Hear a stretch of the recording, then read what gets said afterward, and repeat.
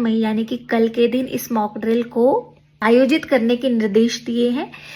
कल ऑलमोस्ट देश भर में 244 ऐसे राज्य होंगे जहां पे मॉक ड्रिल की प्रैक्टिस लोगों को दी जाएगी।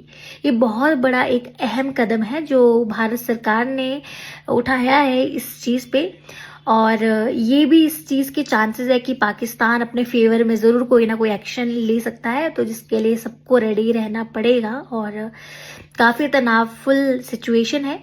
सो बेसिकली ये जो मॉक ड्रिल है उसका मेन जो इम्पॉर्टेंट आप कह सकते हैं एलिमेंट है that is air red warning, यानी कि हवा में आसमान में एयर रेड वार्निंग सायरन्स बजेंगे, जिससे हम लोग आम जनता को पता चल सके कि किस तरीके से युद्ध होने वाला है या युद्ध की शुरुआत होने वाली है। तो हम उस वक्त उस सायरन को सुन के अपने जो प्रोटोकॉल्स हैं वो सेफली तरीके से यूज कर सके।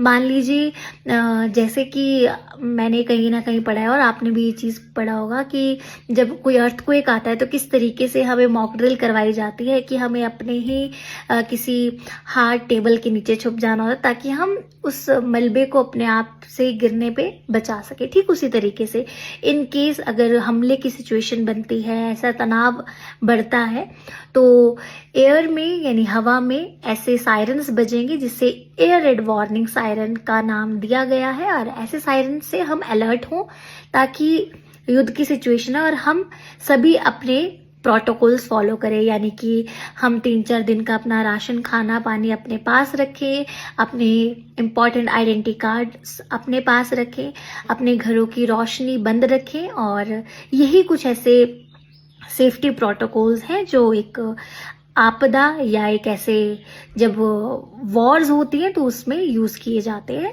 As per the media reports and as per the researchers.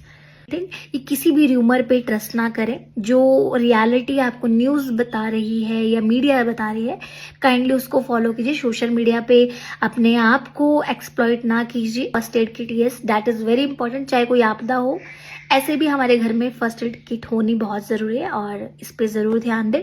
जरूरी दस्तावेज, ID, medical report, bank details, okay, mobile charger, power bank, ये चीजें होना बहुत जरूरी है। सरकार द्वारा निर्धारित किए गए हैं कि इन केस वॉर सिचुएशन बनती है तो किस तरीके से हम अपने घर पे सेफ एंड सुरक्षित रह सकते हैं। ज्यादा से ज्यादा लोगों में शेयर कीजिए ताकि वो भी सेफ रहे, सुरक्षित रहे and they knows all the protocols कि इन केस सिचुएशन होती है तो हम अपने आप को किस तरीके से सेफ रखें, र्यूमर से दूर रहे, सोशल मीडिया